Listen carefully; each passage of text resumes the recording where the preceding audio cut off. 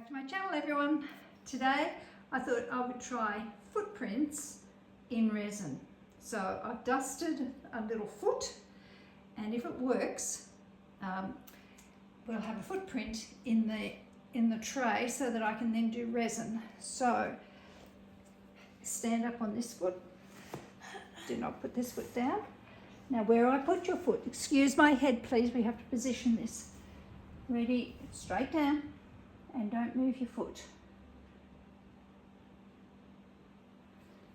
And we're going to press that down. I'm hoping that this works. I know it works with handprints. And straight up.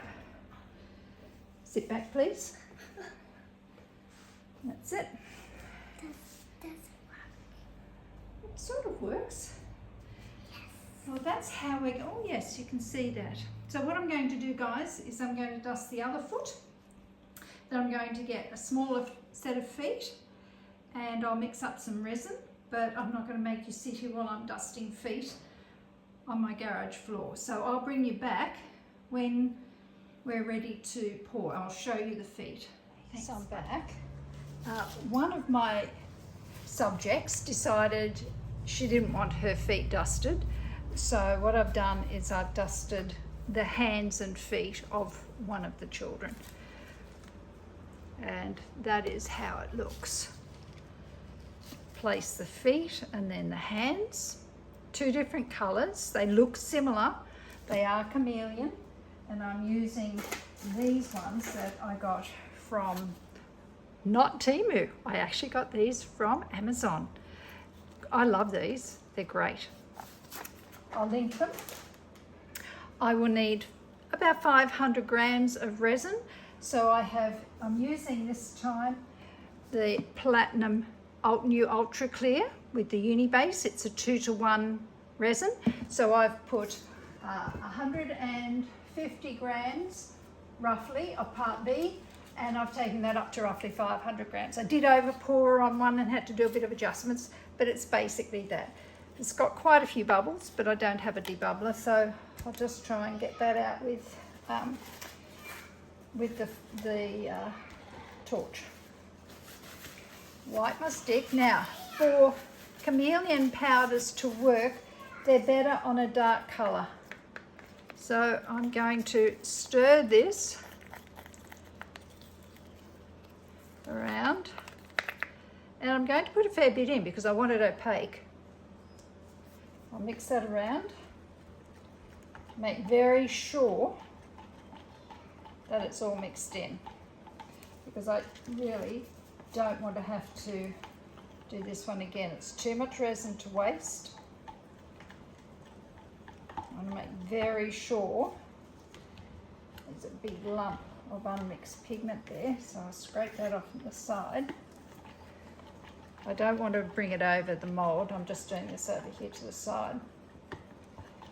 And I'll give that a really good stir for about 3 minutes. I'll even wipe off the stick and go back and stir it again. See, I've got it everywhere. And you don't want that when you're working. So what I'll do is, see how it's got some on the side here? That's unmixed pigment. So I'm going to wipe that, clean that up, so that doesn't go into the resin if I'm scraping it. Wipe that, get it off my hands because now I've got a jolly mess.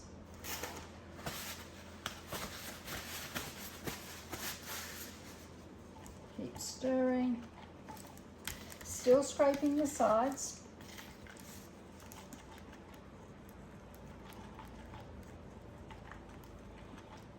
Now when I'm finished this, depending on how it's turned out, I may paint the gold or silver on the edge. Now what I'm going to do is just wipe the extra pigment off this stick. Yes, it's an old stick, but you can see the shine on it, so it's not going to introduce more bubbles into my resin. Now I'll give it another few stirs and hope that it's all mixed in properly. Put the lid back over here. I'll link the black pigment paste. That is from Temu.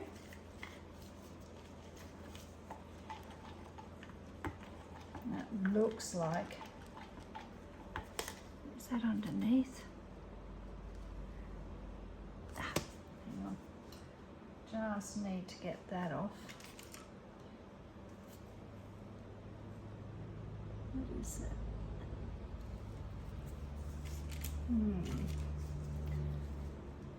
Just take that off there. Probably on my subject's foot.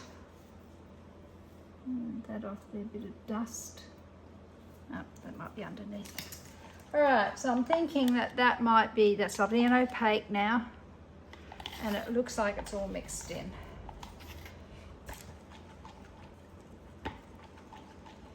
And I'm simply hoping that this is still level.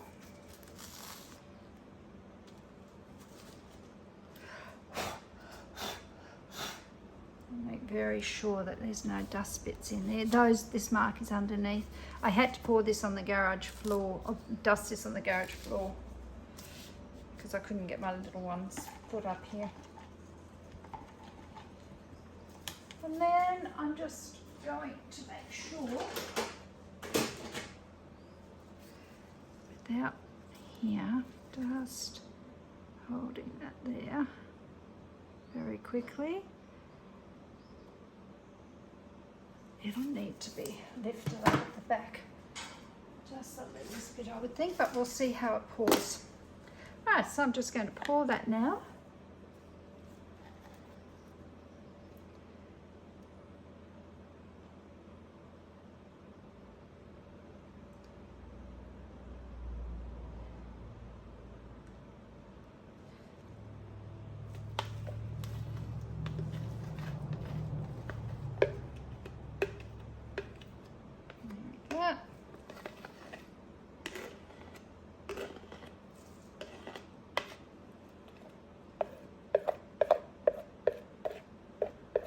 Sure.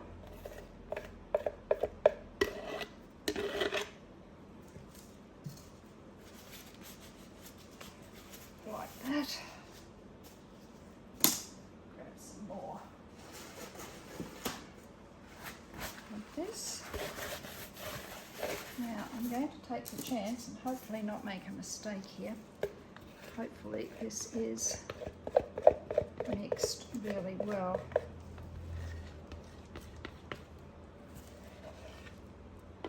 Just get all of that out.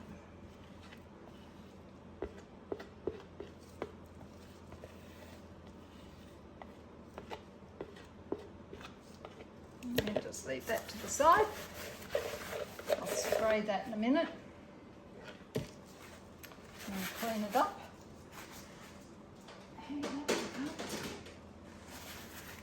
And I don't want to spray it. Just going to get the bubbles out.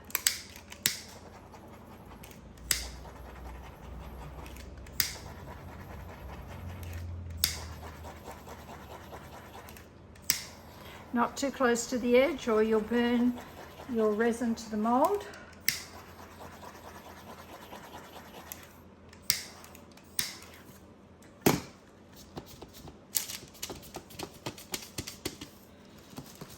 Take one of these, gently run it around the edge, trying not to touch the bottom too much.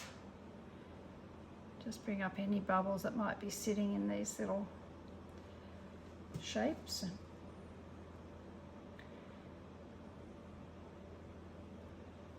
Round like that. Wipe that off.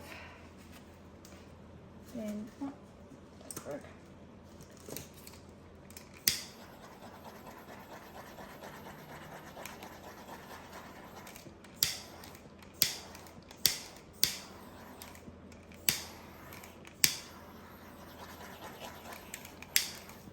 Alright, so this is, let me see,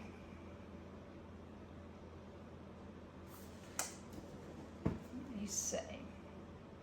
Pot life approximately 1 hour 10 minutes, depends on the weather. And a thin film of approximately 2 hours with a full cure in 24 hours. So it does take a little bit longer. That's based on 100 grams at 25 degrees Celsius and 40% humidity.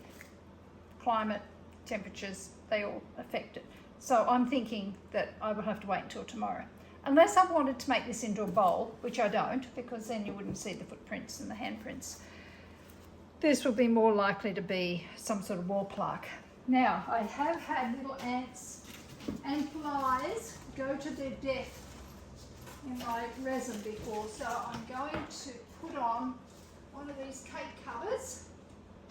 Let's get it off here. Might put a big one over, I'll see. Now, got a couple of different sizes here. Except the little one has, oh, there's the little one. I don't know whether the little one would fit. Now look.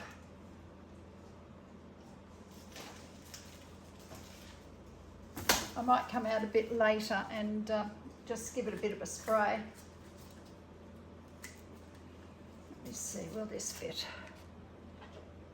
That there. Move that there. Move that there. Yep, that fits. And that's where we'll leave it. Looking down, it looks pretty level. Yeah, I'm just looking at it from the side. It's probably about 3/4 of the way up the side of the mold. And that's, I didn't want it too thick. Let me see. I might just, before I put that on for good, I might just, no, wait, it's too thick. Just put a piece of paper. That's all it really needs, is just that little bit of paper. Because it's higher here than it is here, which means that it's running this way ever so gently. That should be enough to send it straight.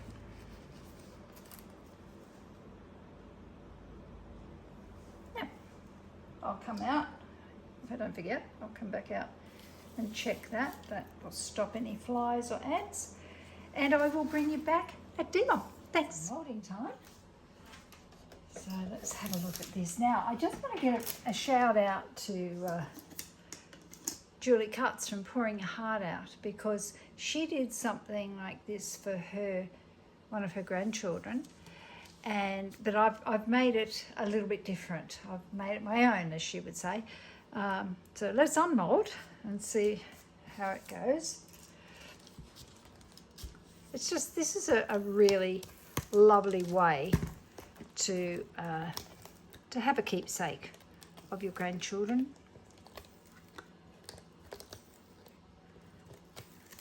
Will always be in resin.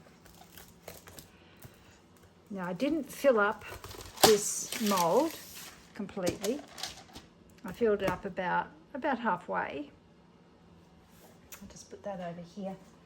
And because I didn't fill it up the whole way, because I didn't dome it, it will have, and it does have, a very sharp lip right along here. Now, I'm just going very lightly. If I pressed on that at all, I would end up with a huge cut.